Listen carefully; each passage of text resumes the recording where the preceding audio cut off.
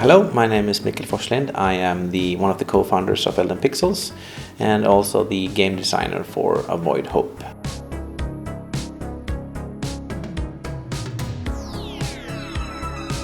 On Avoid Hope, I did mostly level design, but primarily game design when it came to the design of the story, the atmosphere, the setting, and overall how the game should work. I'd say Avoid Hope was a quite challenging game to design. It originally started as a prototype we did for something called Creative Europe. We actually sent in a pitch document to Creative Europe, and we were one of the few companies in Europe chosen to develop this particular game. But back then the entire story was different, the entire setting was different. So from that, going back all the way to 2021 to what we have now in 2023, at the end of 2023, it's completely changed. Avoid Hope it's almost like it is a story, it's a platforming game, but it doesn't really have any real platforming in that sense. In the end, I think we ended up with something really good. It's an unusual game. There are enemies, but you kind of need to outsmart them more than you have to. You can't kill them, so you have to evade them and find creative ways around them. Besides the core team of me, BG, and Isak, we were lucky to find a science fiction and horror writer called Frida Windelhed, and she wrote the entire script. And we were lucky enough also to find an artist called Wave Shaper. Just a quick Google, turned out he was based here in Sweden, just 2 hours away. So I sent him an email, this was like 2 years ago, and he was like, of course I want to make a video game with you. So he ended up making a very, very cool soundtrack. We've had You Will Be Led. He's worked with us before. He did the sound design for Alva's Legacy. Also we had Christian Björklund. The last games he worked on was Little Nightmares 1 and 2. He did the sound design, and it's really, really well done. It almost sounds like a horror game, but it's not a horror game, but it's really, really cool sound design.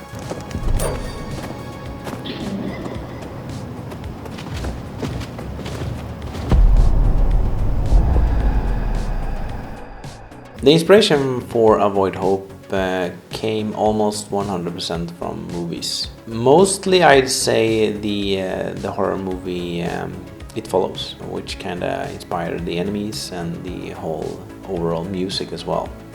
But also a lot of different horror movies like Hereditary, Invasion of the Body Snatchers, Thing. 100%, well 99% from movies.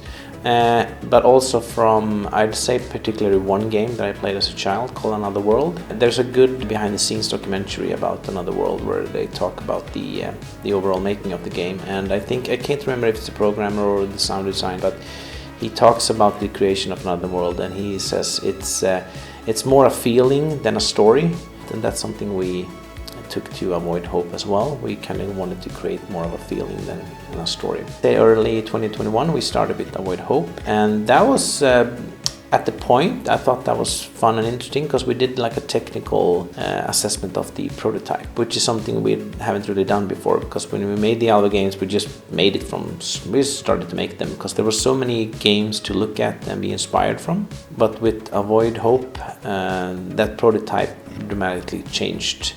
And since we just came from creating 2 huge Metroidvania games, I was 100% certain I didn't want to make another Metroidvania at that time, because it's so much work to create that world and make it all connect with the different upgrades. So Avoid Hope has levels instead of a Metroidvania world, but there are levels where you need to return once you have found correct items or correct upgrades. We had actually a very talented programming intern 2 years ago, and he was very much into shaders.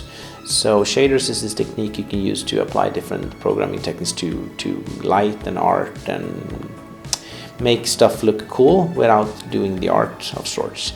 So he wrote a shader where you could actually like turn off the light on pixel art, which is quite unusual. Once that shader had its finalized form, we kind of quickly realized this is a cool look because we can light the game, we could turn off light, turn on light, and do cool effects, and we can hide stuff in the dark. And after that came in fruition, we kind of realized this is the way we want to make the game. We actually made like a decision, okay, is this how the game is going to look and play? And that widely changed the game design into a more darker game. Creating the world in Avoid Hope was made primarily using a program called Tiled, We are big fans of Tiled, and we've been using Tiled for almost 10 years, I'd say now. We started with Alva's Awakening, did Alva's Legacy, and now we did Avoid Hope. And it's a tile-based program where you can just create levels. It wasn't just me who made the levels. We had a very talented level designer called Boo. It was a collaboration where we designed the levels together. The process was that we decided on a setting. That could be a wood setting, a factory setting, a city setting. And then we divided that up into different parts, and each part connected to the other. And then we named them, make sure they kind of narratively were logic. So if, for example, you'd had a harbor scene, there were parts of the harbor that would make sense in the game world. And then we built it up, very rough at the start, and then the process was that we just changed the levels over and over and over again, and we're still making a few edits down to the final rounds. One of the biggest challenges of designing Avoid Hope, I'd say, for me as a level designer, was definitely working with cameras. In our previous game, the Alva games, we just had one single screen camera, so we didn't have to really consider what the player actually saw. So we knew if they entered the room, they saw everything inside that room. But we have scrolling cameras in Avoid Hope, and that was challenging. So they could go up and down, and they could look left and right. Releasing Avoid Hope next year is going to be really interesting. When we designed the Alva games, we kind of knew that people like those kind of games because there are traditional platformers, Metroidvania games. But Avoid Hope is something completely different. So it's going to be quite nervous, but also interesting to see what people think. It's a very interesting world we've created with the sound design and the music and the art. And the story, it's also really well made, so it's going to be fun and scary. But I'm very excited to get the game out there, and I can't wait to hear what people think.